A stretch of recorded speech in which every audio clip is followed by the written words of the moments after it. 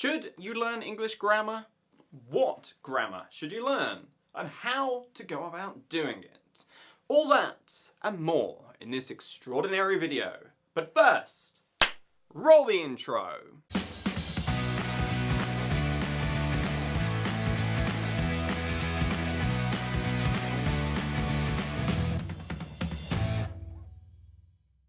Good morning, good afternoon, or good evening, depending on what part of the world you happen to be in right now.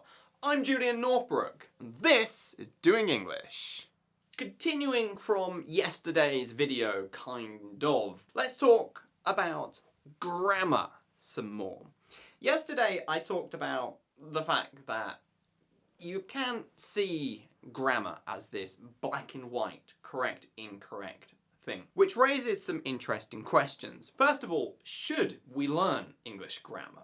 I mean, if it is so flexible and if it is so un-black and white, if it is just shades of grey, is it actually worth learning in the first place? And if it is, what grammar should we learn? And how should we go about doing it? My guess is that you are doing almost all of these things wrong. And, well, it's not really surprising because you've been taught to do it wrong. First off, let's get a couple of these questions out of the way. Is grammar important? Yes. Should you learn grammar? Yes. But here's the problem. What you are doing now, in the case of 99.9% of people, is probably backwards. It is probably not the way that you want to be approaching grammar. And what you are doing now is very likely doing you more harm than it is good. First off, learning grammar is useful. Let me qualify that. Learning grammar is useful as an intermediate to advanced English learner. The higher your level is, the more useful you're going to find this. The better you already speak, the more useful you're going to find this. If you are an absolute beginner, well, you ain't going to be watching these videos because they're all in English and you wouldn't understand them anyway. But if you are an absolute beginner, you probably don't want to be studying grammar rules. There are much better ways to approach learning the basics of language. But that's not a topic for this video, and maybe I'll do one in the future, but probably not, because I hate working with beginners and I don't want to do it. So yeah, skip that part. So yes, learning grammar is useful. Perhaps not for what you think it's useful for. Again, we'll get to that in a moment. But what is not helpful is worrying about grammar, worrying about the rules of grammar, and what is really not useful is trying to learn the rules of grammar and create sentences and speak from those rules. No. You don't want to be doing that. That, for a start, is not how native speakers actually use their language. Native speakers are not, most of the time, using grammar rules, syntactical rules to speak with. And if you want to speak in a fluent, natural kind of way, i.e. in the way that native speakers speak, well, you want to be learning to speak like native speakers do. More on that in a moment. Even with things like word order, it's never black and white. For example, the phrase, "I like cake," is clearly correct grammatical English. Yeah, I like cake. That's why I'm so bloody fat at the moment. I like cake. It's grammatical. It's perfect English. How about cake like I? Yeah, that just doesn't sound right at all, does it? This is about as incorrect as we really ever get. I'm not going to say it would never, ever occur in English, because we can never really say that. But it's about as incorrect as we're ever going to get. Cake like I. Yeah. You go up to somebody on the street and you say, hey, cake like I. They're going to think you're nuts, alright? But now we get into this weird grey area. Cake I like. straight away you're going to notice that that sounds more natural. Yeah, it's not as natural as I like cake, but cake I like. It sounds much, much better than cake like I. Why is that? Well, first of all, it's because actually this is a combination of two little tiny chunks. We've got a bigram, I like. I like is a chunk in and of itself. It's a bigram. And all we've actually done is just move the word cake from the back to the front. Cake, I like cake. So really the actual chunks are correct. They're just ordered in the wrong way. It is incorrect. As far as grammar goes, it is incorrect. But here's the thing. I can easily imagine a native speaker doing some kind of Yoda from Star Wars impersonation and saying, "Oh, cake I like." Hey, you know, it's not impossible. Not only that, but this chunk, this lexical bundle, as we would call it in the field of linguistics, or in formulaic language, however you want to put it, this three-word phrase, cake I like, actually does appear in a book written by a native English speaker for native English speakers. It's in one of the Dr. Seuss Cat in the Hat books. I forget which one. I think it's the second one. I wanted to check it, but we no longer have the Cat in the Hat books because we got rid of all our books in preparation for moving to Ireland in several months' time. But if you look in the Cat in the Hat books, you will actually find this chunk, cake I like. So yeah, we can't say it's 100% incorrect. This is problematic for you as an English learner, because how the fuck are you supposed to go about learning grammar rules and producing natural sounding language from those grammar rules when even native speakers don't use fucking correct grammar half the time? Excuse my French, excuse my swearing. What can I say? I don't know, the topic of grammar winds me up. I get passionate about this, and when I get passionate about things, apparently I start to swear. Again, we talked about this in yesterday's video, where we've got this chunk, there's people versus there are people, and although there are people is the technically correct version, well, native speakers actually use there's people most of the time. So clearly it's problematic to do what you were taught to do in schools. Taking grammar rules and trying to produce English based on rules that you've learned, it doesn't work because, again, native speakers do not use language like that. We are getting ahead of ourselves though. When it comes to grammar, there are actually two different types of grammar or grammar rules. We have something which we call descriptive grammar, which is where clever people, linguists, have actually looked at the language, looked at English and tried to work out all of the rules, the patterns that are there within that language. What you've got to realise here, and although this is kind of obvious when you think about it, a lot of people actually don't get this. Language did not come from grammar rules. We didn't start with the grammar rules and then get English from those rules. No, the rules were actually just there to describe the language that we saw. The language came first. The language came first, and then linguists looked at that language and tried to work out what the rules were. And they did a pretty good job of it.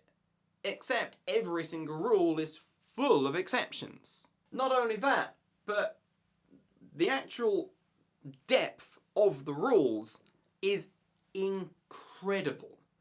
Way more than you could ever hope to learn, put in your head, and process consciously, unless you want to give yourself a stroke. A perfect example of this, we can actually describe in terms of rules the adjective order. If I say the big brown scary bear, that is actually governed by very, very deep statistical, probabilistic rules, which is why it sounds strange to say the scary brown big bear.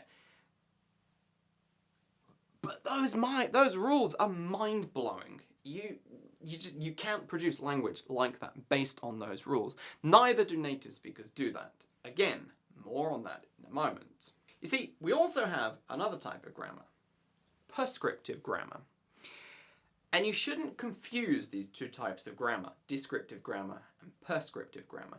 Descriptive grammar is generally what you've been learning at school, but not only descriptive grammar, you also learn prescriptive grammar as well. Descriptive grammar is attempting to actually describe the way that language is actually used in a logical kind of way, although again, the reality is that language is way too complicated for you as an English learner to actually be able to make use of those rules in a realistic kind of way.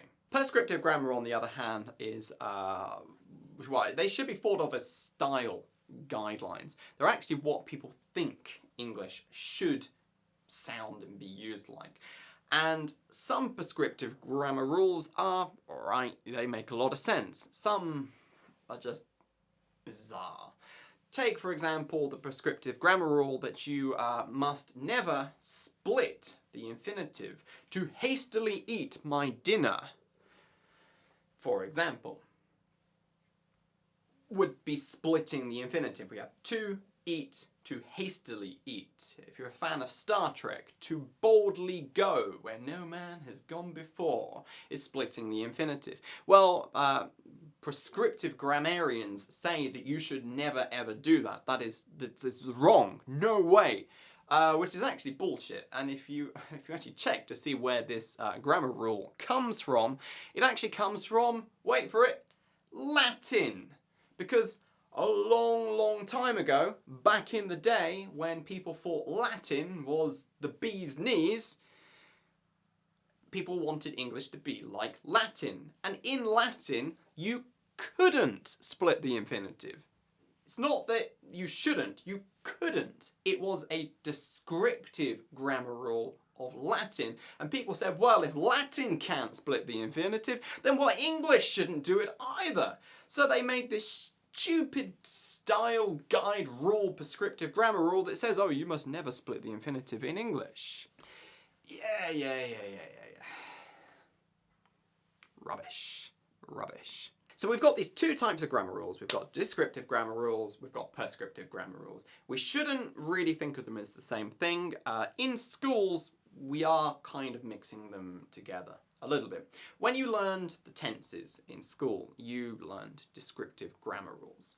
And herein lies the problem with that kind of learning. You get taught the rules first, and then you are asked to produce language from those rules. What then happens is you learn the rules one by one by one by one. Let's take the tenses, for example. You'll probably start with, say, the present simple, and then you might learn the past simple. And then you go through all the tenses until you get to the tricky ones, the past perfect progressive. And they're tricky. So what happens is you spend more time learning those. More emphasis is given to those rules. And all this does is fill your head with loads and loads of examples of the difficult stuff whilst ignoring, largely because it's easy, the basic, easy, simple, fundamental stuff. But when we actually look at how language works, the dynamics of a conversation, how people actually construct discourse, conversation, writing, whatever piece of language it is, we see that actually, guess what?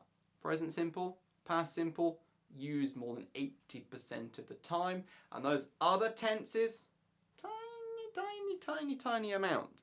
Check this video for a detailed analysis on the tenses and the distribution of them and how commonly native speakers use each one. It'll surprise you. Because again, when we're taught to learn rules first and produce language from that, well, we end up producing this weird stuff because it doesn't reflect how language actually sounds, how we should actually use language. What should we do then? How should we use grammar and learn grammar? What we should actually do is go completely the other way. Don't do what you were taught in school. Don't learn rules and then try to produce language from rules. No. Start with language. Do what the original linguists did when they wrote these descriptive grammar rules in the first place. Look at samples of real language, real conversation, whether it's whatever materials it is that you are using. For a detailed video on materials, check this video. Wow, that's 3 video recommendations all in one video. Isn't that nice?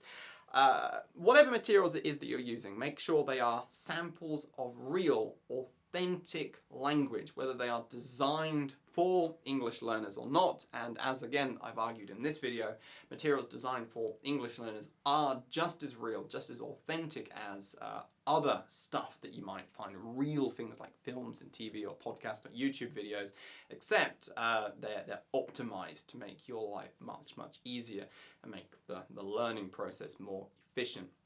But take those samples of language and learn the grammar that you observe in them. Grammar rules are useful as an awareness building activity. If you've got a grammar dictionary, a dictionary of rules, great, use it. But what you shouldn't be doing is starting with that. You shouldn't be looking at the rules and then trying to produce language from that. No, you should be looking at the language and trying to understand why this language is as it is, using these grammar rules that you've got, whilst also remembering that grammar is far, far more flexible than you think, and that, yes, sometimes things like cake I like is actually correct. The important thing here is that grammar learning becomes about awareness building, about noticing things about English, getting insights into English, and how English is really used. You're not learning the grammar rules in order to produce language whilst thinking about those rules in your head. That's not the way to do it. And that, in fact, is not how native speakers even speak English. We used to think that the core of language was its syntax, its grammar, and that native speakers were processing language using these rules and slotting words into the rules as they went. This really never made much sense though, because that would require an enormous amount of computational power on the part of the brain. And actually the brain's computational power, its conscious processing working memory is extremely limited. And it just never made sense that we would be able to speak as quickly and as smoothly and as fluently and as flawlessly and naturally as we do computing rules and words like this. It also never explained why things like, would you aid me in this task, sounds fucking weird, whereas things like, could you help me with this, which means exactly the same thing, both are grammatical, sounds perfectly natural.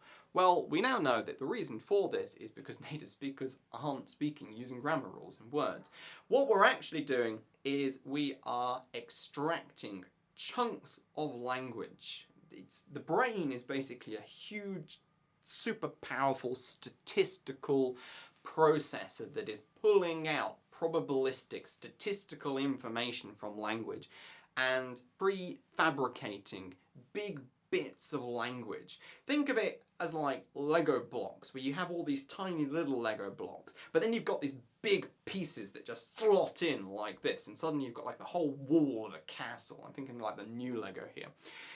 This is how we're using language. We are storing big bits of language in long-term memory, and when we're speaking we're just pulling these out and lining them up. And this is why something like cake I like sounds more natural than cake like I, because like I is not a bigram, it's not a chunk, whereas I like is a chunk, and all we've done is we've added a word and then added a chunk on the end. Yeah, you get the idea. So in order to speak like native speakers do, fluently and naturally, you should actually be focusing on learning like native speakers speak, i.e. in chunks. First and foremost, focus on the chunks of a language, big pieces. This is a big area. Chunks can mean phrases and expressions, it can also mean idioms, but it can also mean things like I like cake, or at the end of the day. There's a whole range of different chunk types. Some commonly talked about, some other people never really talk about, but that's because in terms of research, this is all really, really new stuff. If you're not too sure how to go about identifying chunks in language, how to go about learning in chunks and practicing in chunks so that you can speak more fluently and more naturally, you, my friend, want to pick up a copy of my book, Master English Fast, an uncommon guide to speaking extraordinary English, where I show you basically everything you need to know about chunking, how it works, how to do it, how to learn, how to practice, how to speak English extraordinarily well. To get your copy, either on paperback or as a Kindle version, click on the link in the description or head over to masterenglishfast.com. That is enough for this video. This is a topic I'm really interested in, so I've got loads to say on this. Leave a comment. Did you find this useful? Has this opened your eyes a little bit to how grammar really works and how it should be learned? If it has, and it has been useful for you, leave a comment. If you've got any questions about grammar or about learning in general, leave them in the comments as well. If they're interesting questions, I may make a future video about them. If they're boring questions, well, just keep them to yourself, because I am so bored of boring. You know what I mean? This is me, Julian Northbrook, signing off from another, what I think has turned into a rather long video. I'll see you tomorrow, same time, same place. Goodbye. If you missed yesterday's video talking about when incorrect grammar can actually be more correct, as controversial as that might be, watch it here. And if you're not sure what the best kind of learning materials for you to study are, watch that video right here. Check them out.